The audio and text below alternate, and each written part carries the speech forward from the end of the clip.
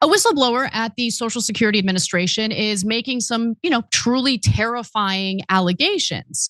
Now, the whistleblower, Chuck Borges, the SSA's chief data officer, is now claiming that DOGE put more than 300 million Americans' identities at risk by using a server that happens to be vulnerable to hacking. If you haven't done a freeze on the credit bureaus, you should do it now. Okay, so this is a little bit of a tangent, but it's important for me to bring this up. If you guys can remember, there was this big Equifax breach a few years ago. And when there's a breach in your credit report, obviously it has all this important data about you, your social security numbers, all of that stuff. Your identity can be stolen. And so when you put a freeze on the credit bureaus, and you can do it with each individual one, and you can lift it at any time as well, it prevents hackers who have maybe purchased your personal data on the black market from using your data to steal your identity, take out loans under your identity and all of that. Okay, just want to give you that warning. Now, Borges alleges that the Department of Government Efficiency uploaded a copy of all social security numbers and personal information to an unsecured server in June that only DOGE could access, creating enormous vulnerabilities. I mean, theoretically only DOGE could access, but this server is vulnerable to hackers. He claims that a live copy of the entire country's social security information is now being held by a vulnerable cloud environment that lacks oversight from the agency or the ability to track who is accessing the data. Also, why do members of DOGE need to take our personal data and store it on a server that theoretically only they have access to? That's an important question, no? Important question we should be asking. Now, among those who did have access to all the information was Edward Korenstein. I'm sure you guys can recall who that is. That's the 19-year-old DOGE staffer, a software engineer who goes by Big Balls. And even though he's this big, impressive software engineer, apparently very careless with Americans' personal information and data, seeing as this data was stored on a vulnerable server. So here's why these accusations are such a big deal and need to be taken seriously. This whistleblower complaint is just stunning. First off, because of who the whistleblower is. This is not coming from some low-level agency employee. This is coming from a decorated US Navy veteran who's currently the chief data officer at the Social Security Administration.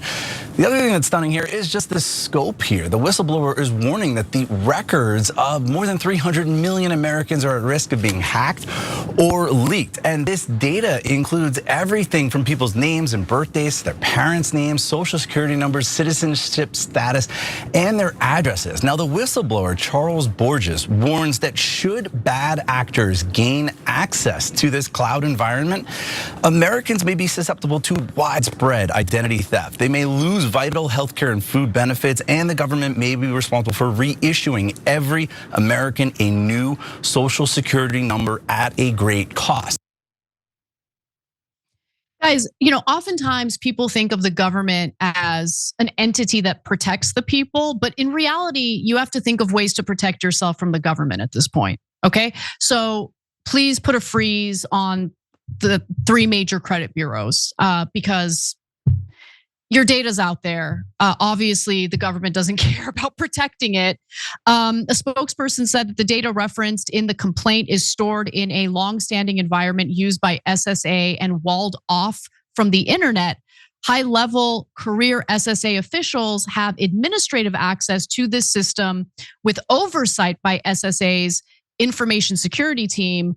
We are not aware of any compromise to this environment and remain dedicated to protecting sensitive personal data. I just don't believe them. So be an advocate for yourself.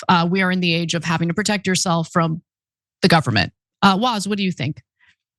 I don't see how there's any reason to believe that the people up at DOGE are acting with not even just our best interests at heart, but like they're being diligent and careful about their work up there. Like there's no evidence to suggest that any of their processes have been that of like these diligent, careful, unscrupulous workers. Like that's just not, there's been no evidence. All the evidence has been in the opposite direction, that these guys went in and fired a bunch of people and issued like, oh, you guys should quit and we got 3 months severance for you. And we don't know how this is gonna affect the rest of the agency. And oh, we're gonna bring some of you guys back afterwards. Like all they've done is just take a big sledgehammer to stuff with no regard of sort of unintended consequences. And this is just a obvious, glaring one that anybody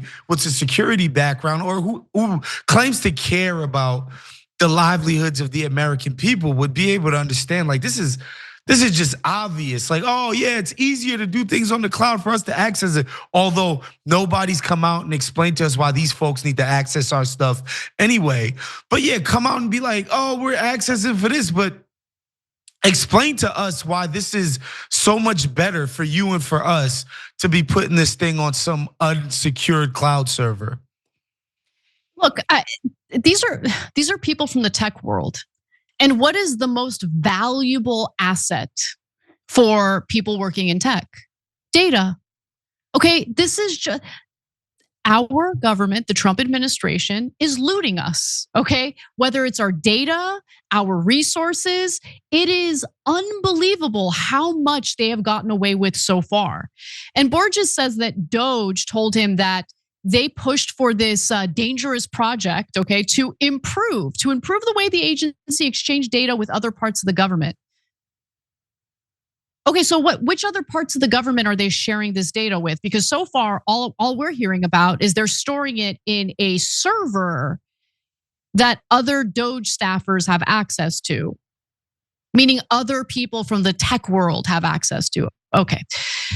Finally, Aram Mogadashi, who worked at 2 of Elon Musk's companies before becoming Social Security's chief information officer, wrote in a memo on July 15th, I have determined the business need is higher than the security risk associated with this implementation, and I accept all risks. Just saying the quiet parts out loud. Great, Aram. Thank you.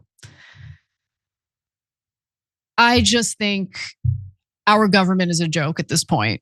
I mean, I don't blame anyone for not trusting our institutions because our institutions aren't really looking out for us. They're looking out for themselves. They're looting the government of data, of resources. It's just incredible to me how long this has been going on and how it keeps getting worse with every passing administration. This is the worst that I've seen, obviously, so. Every time you ring the bell below, an angel gets his wings. Totally not true, but it does keep you updated on our live shows.